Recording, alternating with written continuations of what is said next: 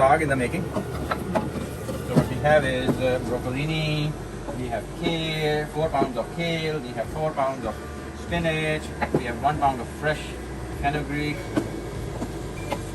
and what we have done is we have boiled it in its own water and a little bit extra water, and some salt and some red chili powder. So now what we are doing is we just added a little bit of desi ghee to it, and now we are adding some body to it by adding cornstarch.